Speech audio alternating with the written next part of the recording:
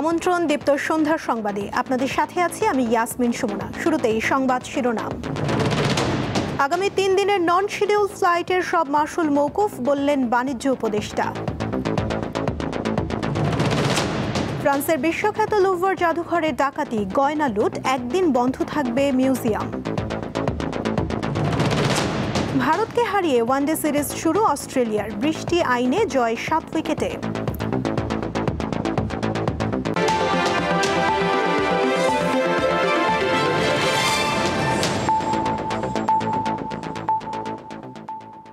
এবারে বিস্তারিত। শাহজালাল বিমানবন্দরের কার্গো কমপ্লেক্সে লাগা আগুনের ক্ষয়ক্ষতি নিরূপণ করা হচ্ছে। আগুনের কারণে 21টি ফ্লাইট পরিবর্তন করা হয়। এছাড়া আগামী 3 দিন যেসব নন শিডিউল ফ্লাইট আসবে সেগুলোর ভ্যাট ট্যাক্স মওকুফ করা হবে বলে জানিয়েছেন বাণিজ্য উপদেষ্টা। আগুন নির্বাপন কাজে বিলম্বের অভিযোগ খতিয়ে দেখা হচ্ছে বলেও জানান তিনি। রবিবার সকাল থেকে সিএনডিএফ এজেন্ট ও আমদানিকারকেরা জড়ো হন পুড়ে যাওয়া কার্গো কমপ্লেক্স এলাকায়। অগ্নিকাণ্ডকে পরিকল্পিত অভিযোগ করে দায়ীদের শাস্তি ও বিকল্প গুদাম চালুর দাবি জানান ভুক্তভোগীরা। হাজার হাজার কোটি টাকার মাল এখানে আসে, চায়না থেকে আসে, হংকং থেকে আসে, দুবাই থেকে আসে, সবাই আমরা নিঃসঙ্গে, আমার কিছু বলার না। আসলে প্রায় 100 কোটি টাকার মতন ক্ষতি আমাদের কাছাকাছি হবে। আমরা অ্যাসেস করতেছি, এখন অ্যাসেসমেন্ট হয় নাই আমাদের। বাংলাদেশ আসলে বিশাল একটা বিপদে পড়ে গেল। এটা আসলে আমাদের জন্য অনেক ক্ষয়ক্ষতি হবে।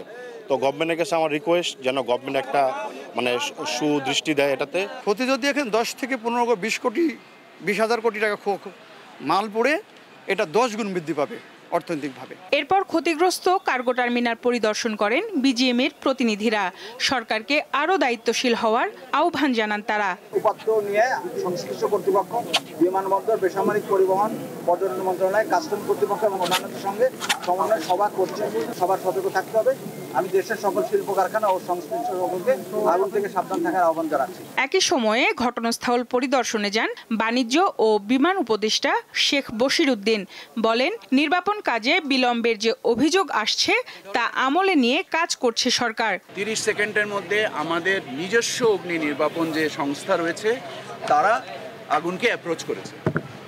সো এরপরেও যত ধরনের অভিযোগ এসছে এটা আমলে নিয়ে আজকে যে আন্তঃমন্ত্রণালয়ের সভা হবে কিছুক্ষণ পরে, এখানে সকল বিষয় শুধু আমাদের না, অন্য মন্ত্রণালয় এবং গোয়েন্দা সংস্থার তথ্য বিশ্লেষণ করে আমাদের প্রয়োজনীয় সিদ্ধান্ত আমরা নেব। তিনি আরও বলেন, এই অগ্নিকাণ্ডের ঘটনায় মোট 21টি ফ্লাইট বাতিল ও অন্য বিমানবন্দরে সরিয়ে নেওয়া হয়েছে। এই আগুনের যে পরিমাণগত যে ভয়াবহতা, এটাকে ওই একটা ইউনিট দিয়ে এটাকে হ্যান্ডেল করা যায়নি। এই জন্য পর এক এক করে 37টা ইউনিট জোগাড় করতে হয়েছে। ব্যবসায়ীদের ক্ষতিপূরণের বিষয়টি দেখা হচ্ছে জানিয়ে বাণিজ্য উপদেষ্টা বলেন, অগ্নিকাণ্ডে ক্ষয়ক্ষতির পরিমাণ নির্ধারণের চেষ্টা চলছে। সঞ্জিদা প্লাবনী, দীপ্ত সংবাদ, ঢাকা। বিএনপিকে জুলাই গণ অভ্যুত্থানের বিপরীতে দাঁড় করানোর অপচেষ্টা সফল হবে না বলে মন্তব্য করেছেন দলের স্থায়ী কমিটির সদস্য সালাউদ্দিন আহমদ। দুপুরে গুলশানে বিএনপি চেয়ারপারসনের রাজনৈতিক কার্যালয়ে সংবাদ সম্মেলনে তিনি একথা বলেন। বিভ্রান্তি সৃষ্টি হয়েছে বা করার চেষ্টা করেছে আমার একটি বক্তব্য নিয়ে। গতকালকে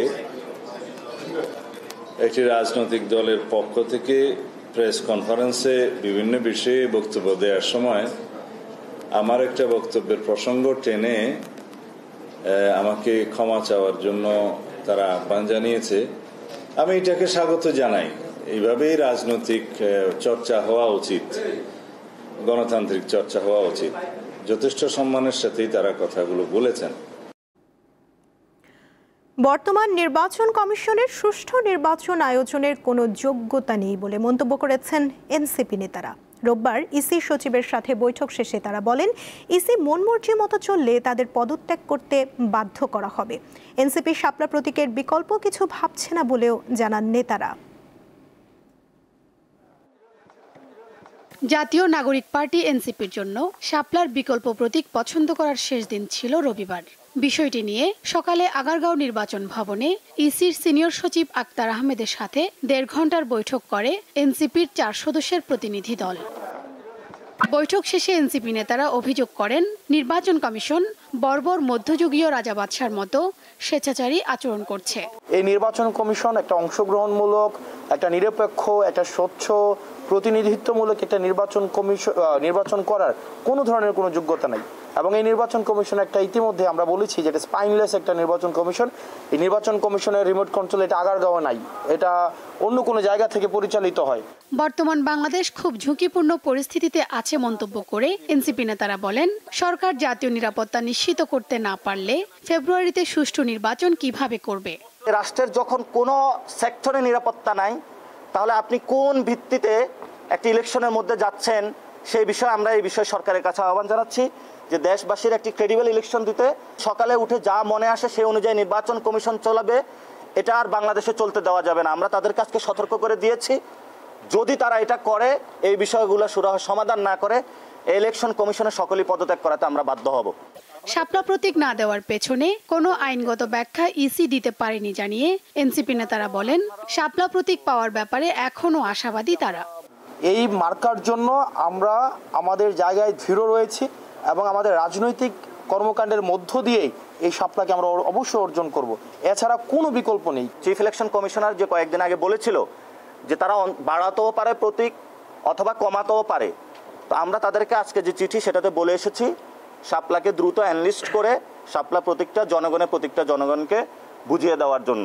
এনসিপি নেতাদের অভিযোগ, শাপলাকে কেন ইসি প্রতীকের তালিকাভুক্তি করবে না সেটার স্পষ্ট কোনো নীতিমালা নেই। এছাড়া কোন নীতিমালার ভিত্তিতে রাজনৈতিক দলগুলোকে প্রতীক দেওয়া হয় সেটারও স্পষ্ট নীতিমালা নেই। তারা বিদেশে ঘুরে বেড়াচ্ছে। শিউলি শবনম, দীপ্ত সংবাদ, ঢাকা। পিআর পদ্ধতি নিয়ে জামায়াতে ইসলামীর আন্দোলনকে একটি পরিকল্পিত রাজনৈতিক প্রতারণা বলে মন্তব্য করেছেন জাতীয় নাগরিক পার্টি এনসিপির আহ্বায়ক নাহিদ ইসলাম। রোববার বিকেলে নিজের ভেরিফাইড ফেসবুকে দেয়া এক পোস্টে তিনি এই মন্তব্য করেন। নাহিদ বলেন, এই আন্দোলন ঐক্যমত্য কমিশনের সংস্কার প্রক্রিয়াকে লাইনচ্যুত করতে এবং জনগণের অভ্যুত্থানের পরিপ্রেক্ষিতে রাষ্ট্র ও সংবিধান পুনর্গঠন প্রশ্নে জাতীয় আলোচনাকে ভিন্ন খাতে সরিয়ে দিতেই ইচ্ছাকৃতভাবে এর নকশা করা হয়েছে। নাহিদ বলেন, ভোটের আনুপাতিক প্রতিনিধিদের ওপর ভিত্তি করে উচ্চকক্ষ প্রতিষ্ঠার মূল সংস্কারের দাবিকে একটি সাংবিধানিক সুরক্ষা হিসেবে কল্পনা করা হয়েছিল। আমরা এই ধরনের মৌলিক সংস্কারগুলোর ওপর ভিত্তি করে একটি আন্দোলন গড়ে তুলতে এবং বিস্তৃত জাতীয় ঐক্যমত্যের মাধ্যমে জুলাই সনদের আইনি কাঠামো প্রতিষ্ঠা করতে চেয়েছিলাম, কিন্তু জামায়াত ও তার মিত্ররা এই এজেন্ডা ছিনতাই করে এটিকে একটি পদ্ধতিগত পিআর ইস্যুতে সীমাবদ্ধ করে ফেলে এবং নিজেদের হীন স্বার্থ আদায়ে একে দর কষাকষির হাতিয়ার হিসেবে ব্যবহার করে।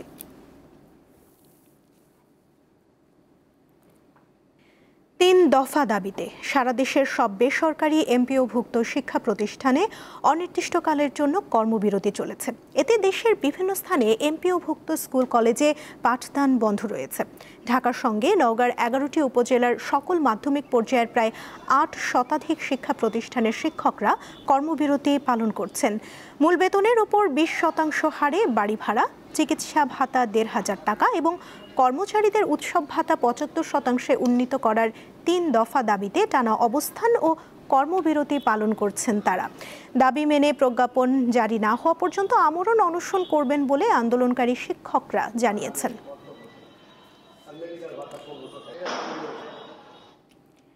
বাড়ি ভাড়া ভাতা মূল বেতনের 5%, সর্বনিম্ন 2,000 টাকা ঘোষণা করার পর আন্দোলনরত এমপিওভুক্ত শিক্ষক কর্মচারীরা ক্লাসে ফিরে যাবেন বলে আশা করছেন শিক্ষা উপদেষ্টা অধ্যাপক CR আবরার। বলেন, শিক্ষা মন্ত্রণালয় সবসময় শিক্ষকদের স্বার্থ সমুন্নত রাখতে চেষ্টা করছে। দুপুরে সচিবালয়ে সাংবাদিকদের এসব কথা বলেন উপদেষ্টা। আমরা মনে করি শিক্ষক সমাজের অনেক বেশি পাওয়া দরকার, কিন্তু বর্তমান সীমাবদ্ধতার কারণে যে সিদ্ধান্ত হয়েছে, অর্থ মন্ত্রণালয় তারা বরাদ্দ সেটা করেছেন, সেখানে আমাদের দিক থেকে আমরা চেষ্টা করেছি যথেষ্ট। আমি মনে করি এখন আন্দোলনরত শিক্ষক যারা রয়েছেন তারা এখন শ্রেণীকক্ষে ফিরে যাবেন এবং শিক্ষা কার্যক্রম স্কুলগুলোতে শুরু হবে। মধ্যপ্রাচ্যের ওমানের সড়ক দুর্ঘটনায় নিহত 7 জন সহ 8 জনের মরদেহ চট্টগ্রামে পৌঁছেছে। বাদ আসর জানাজার পর তাদের পারিবারিক কবরস্থানে দাফন করা হয়েছে।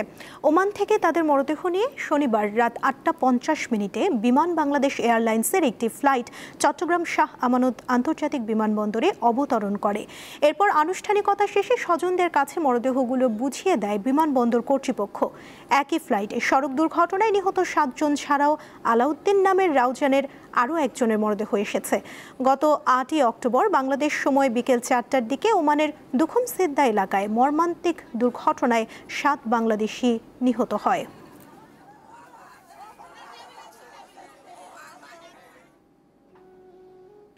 ফ্রান্সের প্যারিসে অবস্থিত বিশ্বখ্যাত লুভর জাদুঘরে ডাকাতির ঘটনা ঘটেছে। এই ঘটনার পর জাদুঘরটি সাময়িকভাবে বন্ধ রাখা হয়েছে।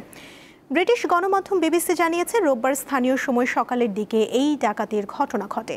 ফরাসি পুলিশ জানিয়েছে সকালে জাদুঘরটি খোলার কিছুক্ষণ পরেই 3 জন মুখোশধারী স্কুটারে করে এসে জাদুঘরে ঢোকার জন্য ছোট করাত ব্যবহার করে এবং একটি পণ্যবাহী লিফট দিয়ে নির্দিষ্ট কক্ষে পৌঁছায়। তারা গয়না নিয়ে জাদুঘর থেকে পালিয়ে যায়। ফরাসি দৈনিক লা প্যারিসিয়ান বলেছে জাদুঘরের নেপোলিয়ন সংগ্রহশালা থেকে এসব গয়না চুরি গেছে।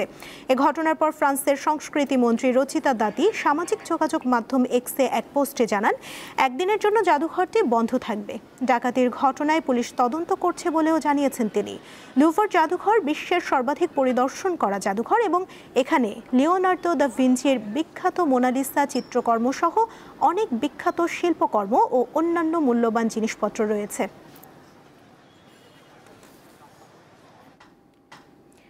গাজায় যুদ্ধবিরতি ঘোষণার পর তা লঙ্ঘন করেই চলছে ইসরায়েল। ফিলিস্তিনের অবরুদ্ধ গাজা উপত্যকার দক্ষিণাঞ্চলে বিমান হামলা চালিয়েছে ইসরায়েলি সামরিক বাহিনী।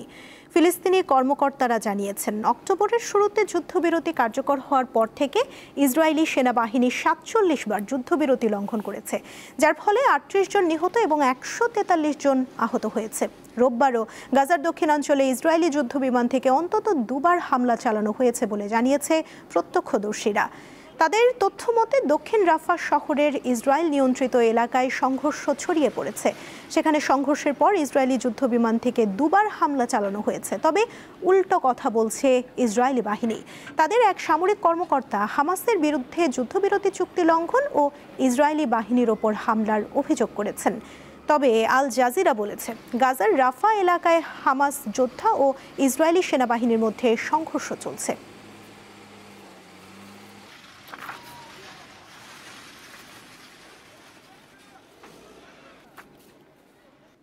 নারী বিশ্বকাপে নিজেদের ষষ্ঠ ম্যাচে কাল শ্রীলঙ্কার মুখোমুখি হবে বাংলাদেশ। শ্রীলঙ্কায় ম্যাচ শুরু বাংলাদেশ সময় বেলা 3:30টায়।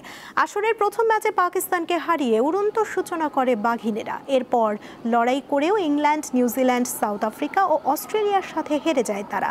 এতে 5 ম্যাচে 1 জয় নিয়ে টেবিলের 6 নম্বরে আছে লাল সবুজের মেয়েরা। সেমিফাইনালের আশা টিকিয়ে রাখতে হলে লঙ্কানদের বিপক্ষে জয়ের বিকল্প নেই মারুফা জ্যোতিদের। অন্যদিকে শ্রীলঙ্কা আছে টেবিলের 7 নম্বরে, তাই তারাও ছেড়ে কথা বলবে না। সন্ধ্যার সংবাদ শেষ করার আগে শিরোনামগুলো জানিয়ে দিচ্ছি আরও একবার। আগামী 3 দিনের নন শিডিউল ফ্লাইটের সব মাশুল মওকুফ, বললেন বাণিজ্য উপদেষ্টা। ফ্রান্সের বিশ্বখ্যাত লুভর জাদুঘরে ডাকাতি, গয়না লুট, একদিন বন্ধ রাখা হয়েছে মিউজিয়াম। ভারতকে হারিয়ে ওয়ানডে সিরিজ শুরু অস্ট্রেলিয়ার, বৃষ্টি আইনে জয় 7 উইকেটে।